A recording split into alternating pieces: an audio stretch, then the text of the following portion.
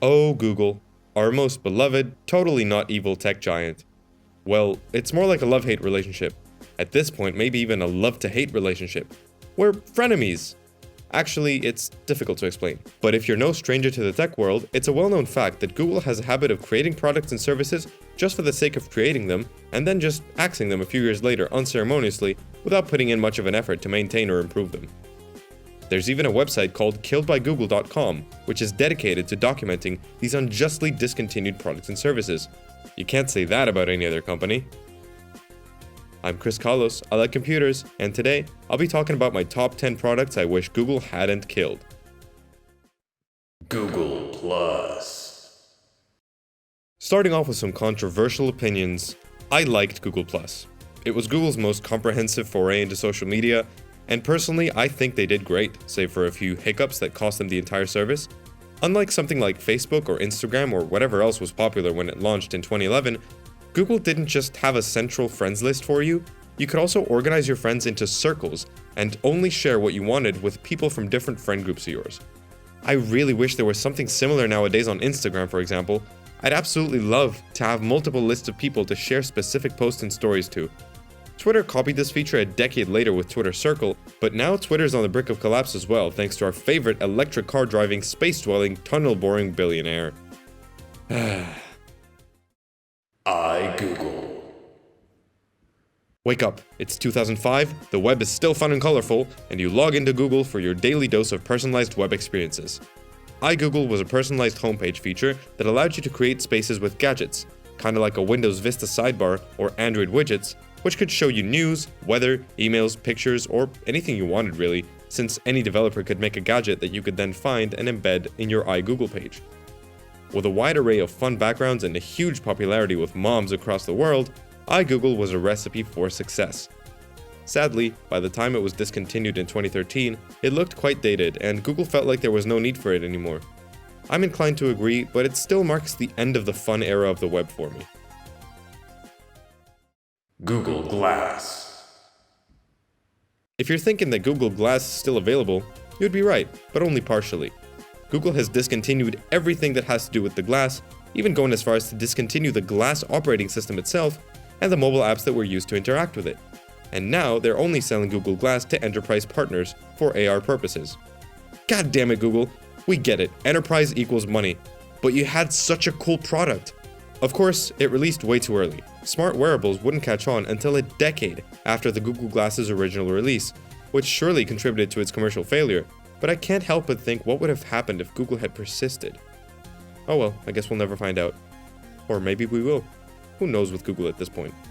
Hey, so I actually took so long to release this video that during the editing process, Google managed to discontinue Google Glass Enterprise as well. So now we have nothing. It's gone. Google Glass is officially dead. Great, Google, nice going.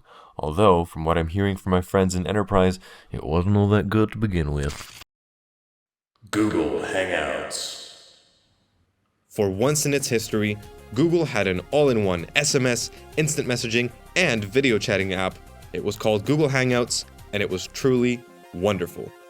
Released in the fateful year of 2013, succeeding its predecessor Google Talk after 2 years of Google having no chat app at all, the stars were aligned for Hangouts. With a great logo, great functionality, seamless integration with Android, Gmail, YouTube, and Google+, and a user-friendly interface to back it all up, with great audio quality and video calls, no ads, and the option to live stream a Hangout directly to YouTube, what could possibly go wrong?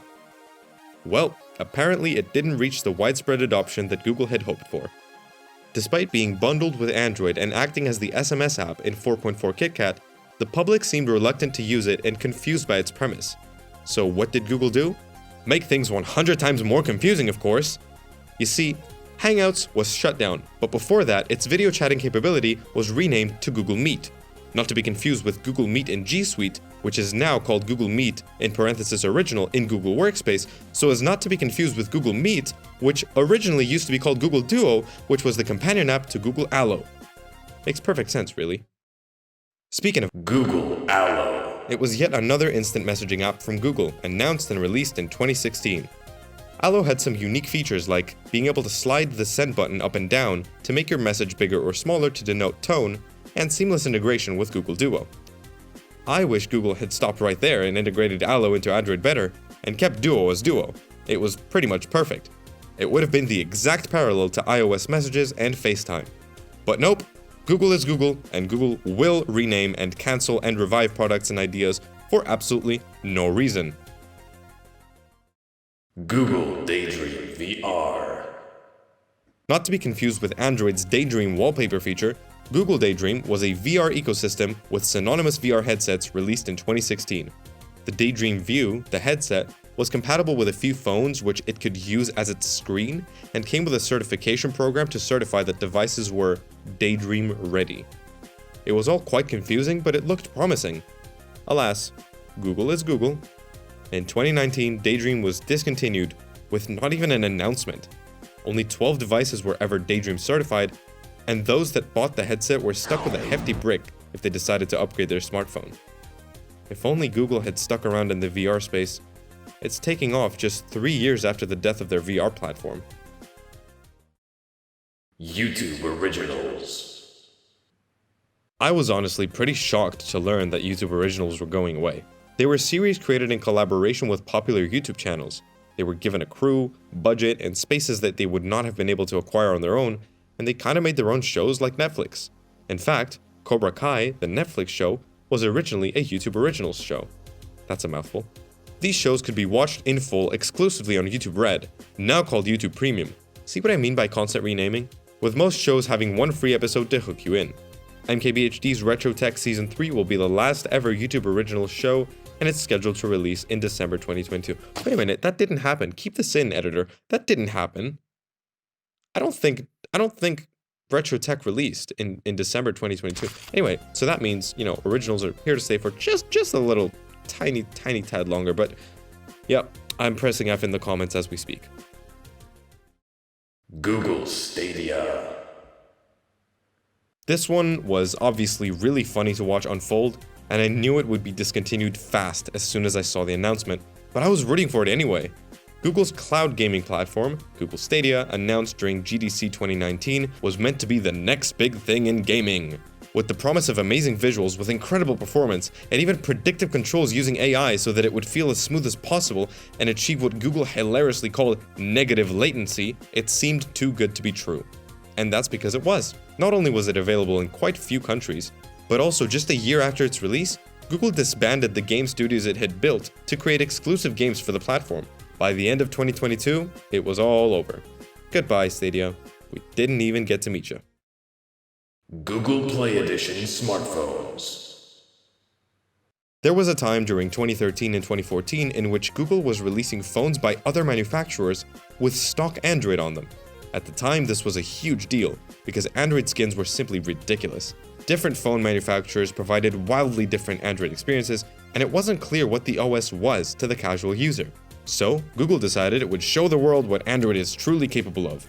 Not by releasing better Nexus phones, but by reselling devices by Samsung, HTC, Motorola, LG, and Sony running pure Google Android. While the enthusiasts loved this, and Google Play Edition phones, especially the Galaxy S4 and HTC One M8, were flying off the figurative shelves of the online Google Store, it probably wasn't profitable at all for Google to continue this endeavor, and they never released another device after 2014. Maybe if they still offered this program, I would have stuck with Android, but at this point, Apple won me over and I got an iPhone a couple of months ago. I didn't want to have to choose between great hardware from Samsung with heavily skinned software, or great software from Google with subpar hardware. And that's ultimately what drove me away from the Android ecosystem. Google Cloud Print. This one makes me so sad and so mad. Honestly, I didn't even know about this at first, but Chris Mignotis from the channel used it plenty and urged me to include it in our unabridged version of this video, which by the way can be found in the live tab of the Kalos Computers YouTube channel, in which we put loads of dead Google products on a tier list. Go watch it or play it in the background like a podcast if you want to hear more about killed off goodies.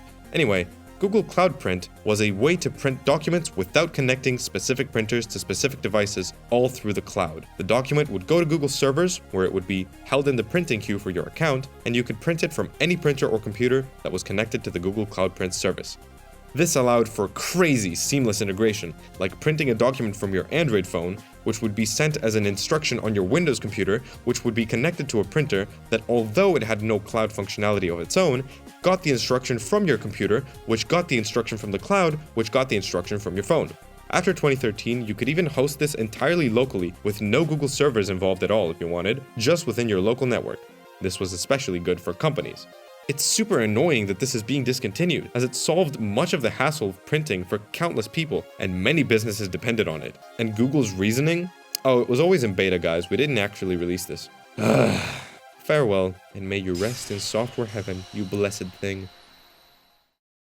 Thanks for watching. Share this if you think it's worth sharing, give me a kiss on the cheek if you're feeling cheeky, and if you'd like, wink wink, to see more content like this, I would highly recommend subscribing. But I mean, I can't tell you what to do. I'm not the boss of you. Although, if you don't subscribe, I hear Google is planning to discontinue you next.